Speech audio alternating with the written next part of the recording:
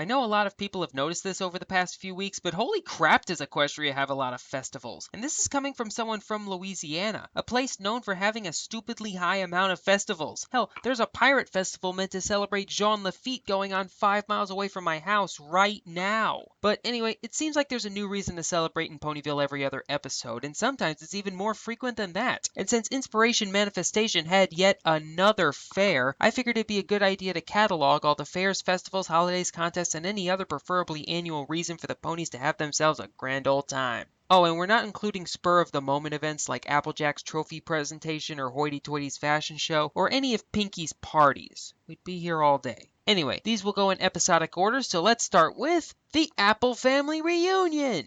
Why is this first, you may be asking? Well, this was going on when Applejack met Twilight, and that happened before the Summer Sun celebration started, so this gets top billing. Now, normally I wouldn't post events that all of the town's ponies can't attend, but this event is big enough and the Apple family are welcoming enough that I think that this can supersede that rule. Basically, the Apples reunite and hang out with family members, tell old stories, and occasionally raise barns. Since the two that we've seen take place at Sweet Apple Acres, it's fair to assume that the event normally takes place there. Also, if the animators ever quote-unquote slip in my OC like what's happened with other analysts, this would be the most likely place to put it. The Summer Sun Celebration! Originally, this was meant to celebrate the defeat of Nightmare Moon, but since she's back now, the celebration is more about the return of Princess Luna. As far as I know, these two events are the only big celebrations that have happened twice on the show. 3 times in this case if you count flashbacks. Winter Wrap-Up! Maybe not a festival in a traditional sense, but it's still something that the ponies get excited about every year. This is meant to clean up all of the snow and ice from winter and ready the animals for spring. It's kind of strange since we've seen Summer Wrap-Up in comic number 10 and Fall Wrap-Up, which goes by a different name and we will see very soon. So here's my question, where's Spring Wrap-Up? Unless that's what the Summer Sun celebration is. Running of the Leaves! And here's Fall Wrap-Up. Not quite as catchy as Winter and Summer Wrap-Up. Glad they went with the name they picked. During this event, the ponies run past the trees, causing their leaves to fall off. Without their running, the leaves would never fall off the trees. Okay, got a couple problems with this. Number 1, yes they would! Number 2, how would they remove the leaves from the trees that aren't close to the racing path? Number 3, why would they want to remove the leaves from the trees in the first place? Wouldn't the trees have a better chance of surviving if they had their leaves until they fell off naturally, which again, they will eventually? And number 4, why does Fall Wrap-Up take place 2 weeks after Winter Wrap-Up? Damn you, Equestrian, and your confusing weather and continuity! Best Young Flyers competition. Fly hard, do cool tricks, get rewards. This seems to be similar to a national high school gymnastics competition given the big names in attendance. The contest is meant to give young Pegasi a chance to show off their athletic prowess, or in some cases, alicorns. The Centennial Meteor Shower. This one's pretty simple. It's a meteor shower that takes place every 100 years. Pretty straightforward.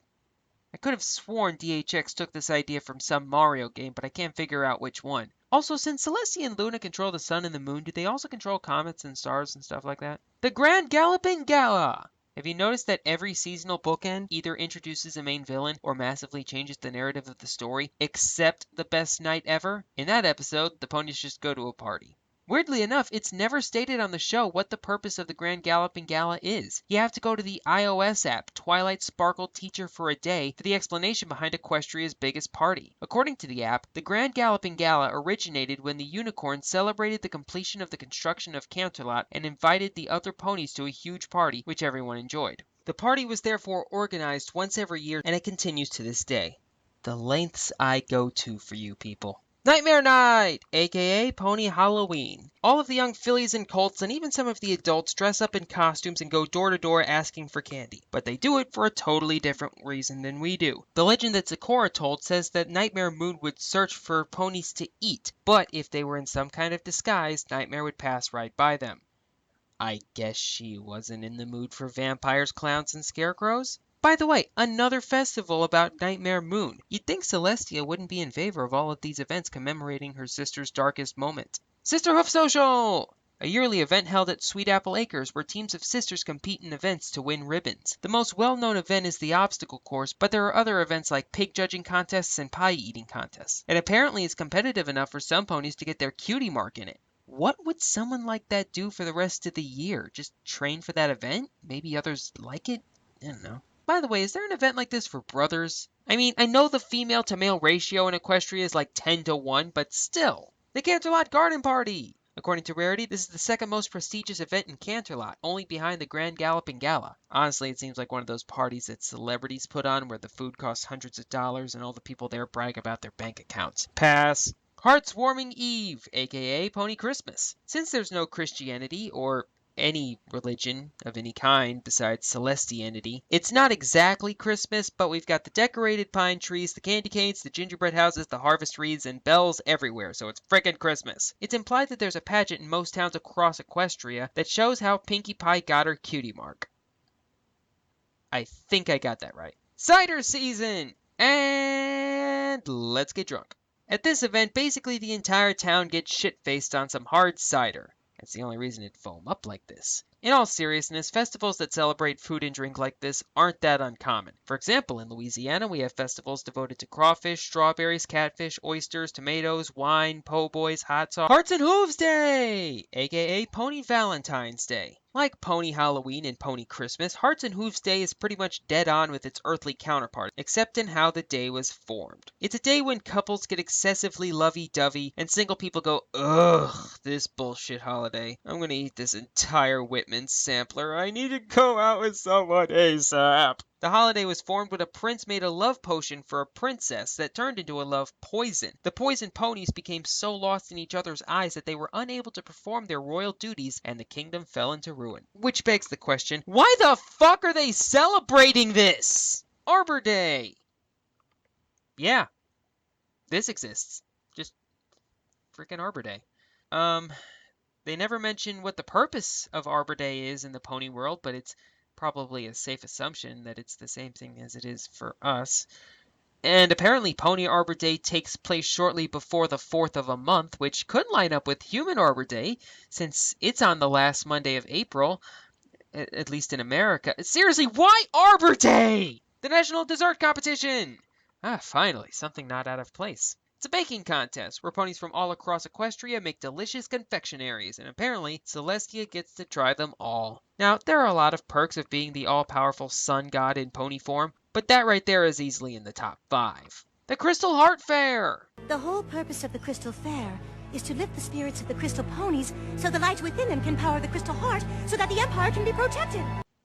Well, that was easy enough. Summer Harvest Parade! This seems like a farmer's market where people sell their freshly grown produce. The parade is probably an event that happens at the end of the market to cap off the festivities. I do like the fact that all the floats are food-shaped and they look fairly detailed, but why was Pinkie in a lettuce float? Was it just for the pun potential? Wouldn't a cake or a donut make a little more sense for Pinkie?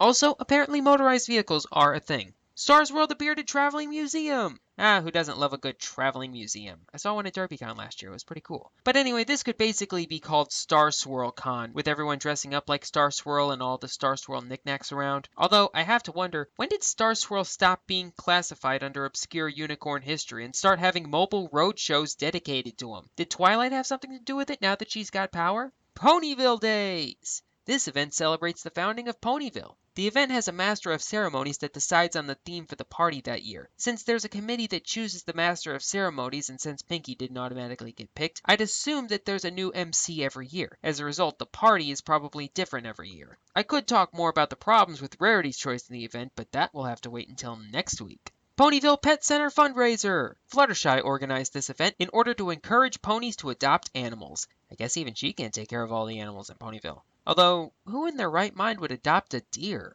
That just seems like a very bad idea. Rainbow Falls Traders Exchange! This seems like a giant flea market, but apparently the gimmick of the place is that you can't use money. You have to trade something for something else. Seems kinda dumb. The whole point of money is to make sure you don't have to hope you have the exact thing that the person you want to buy from wants, like what happened with Rainbow and Fluttershy in Tradia. Pass. The Foal and Filly Fair! This fair seems to be focused on the children, with the puppet shows and the carnival games and such. Not much to say about this one, it barely gets any screen time or any explanation about its purpose. So, moving on to our final entry into this group, the Equestria Games, aka Pony Olympics. The only major difference between our Olympics and theirs is that their athletes represent their hometowns, while our athletes represent their home countries. The ponies there compete in all kinds of athletic events, and medal counts are apparently a big thing, which makes me happy since that's what I'm fixated on during the Olympics. So, we've gone through all of this stuff, but this doesn't explain why Equestria has so many fairs. Well, I was talking to one of my friends on Skype named Litke, and he put it something like this. Equestria has been around for thousands of years, and when you've been around for as long as they have, all kinds of heroes and famous moments will have popped up that are worth celebrating, similar, as he says, to what's happened in Jewish culture. There's also the fact that Equestria has had the same ruler for the last 1,000 years, which means there hasn't been any change in leadership that would want to stop celebrating any of the old holidays. It's an interesting theory and I like it. But what do you think? Why do you guys think Equestria has so many festivals? Let me know, and I'll see y'all later.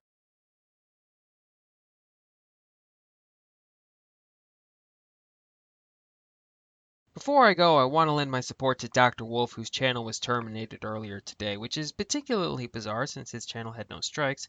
But anyway, he's the single biggest reason my channel is where it is today, and he's an all-around fantastic guy. I'll keep you guys informed on the status of his channel in the near future. See y'all later.